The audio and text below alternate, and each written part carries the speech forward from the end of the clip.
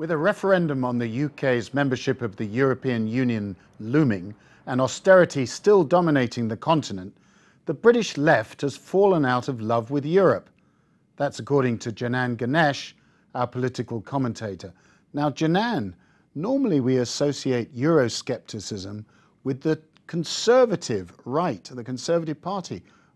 What's going on? I think a whole generation has grown up assuming that euroscepticism is a right-wing phenomenon, but you look at the developments recently.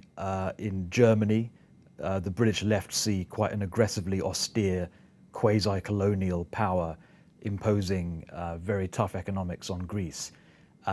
There's a big trend towards structural reform all across Europe, driven from a combination of Brussels and Berlin. So I think a lot of soft left people who a generation ago would have been unthinkingly pro-European are now beginning to revise their views. Is it being driven by the trade union movement largely in this country? I think a lot of trade unions are changing their perspective on things, and there's a rich history of this, because the trade union movement in the 1970s generally was skeptical. The time of troubles. Exactly. The European Economic Community, there was a referendum on whether we should stay in that in 1975. A big part of the left wanted to leave.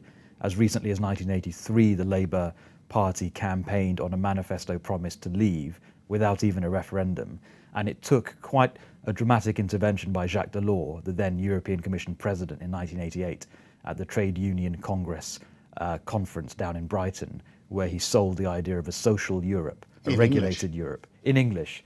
And then the audience returned the compliment by singing in French, Frère Jacques. So it was a painful process, the trade unions moving from euroscepticism to being pro-European. And I now sense there's the beginnings of a move back the other way. And Tony Blair was pro-European, still is pro-European, but never really made a convincing case for continuing membership. I mean, consistently. He flirted with the idea of us joining monetary union and then was rebuffed. And he never really convincingly entrenched Europeanism in his own party. And what I detect nowadays in the sort of 40-something generation that is running Labour are people who are nominally European because they think it's the right thing to be. But when you press them and say, well, why are you European? What is it that you like about it? What are the pros and cons that you've weighed up? They can't give you a very substantive answer in the way that Blair, someone like Peter Mandelson yeah, would have been able to not so long ago. And of course we have a leadership race for the Labour Party.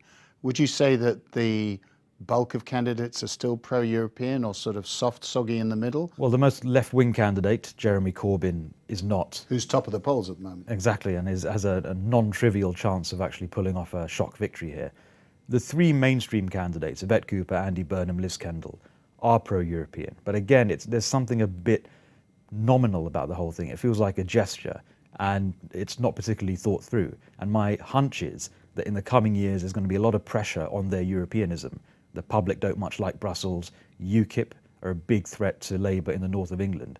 And of course, the more austerity there is in Greece, emanating from Berlin and Brussels, the less popular Europe will become as a cause amongst the British left. And I can imagine all three of those candidates beginning to slightly harden their stance towards Brussels. UKIP obviously being the party that really is for Britain getting out of Europe. Now, we've got a referendum about 18 months' time. We're not sure, sometime in 2017, likely.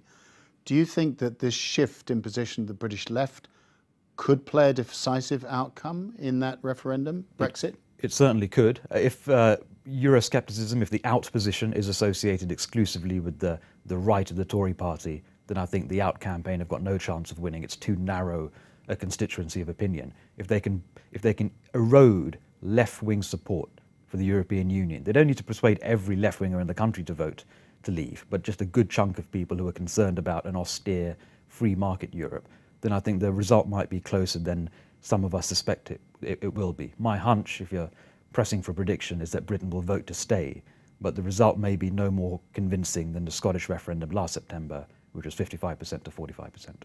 Janan Ganesh, we like hunches. Thank you very much. Thank you.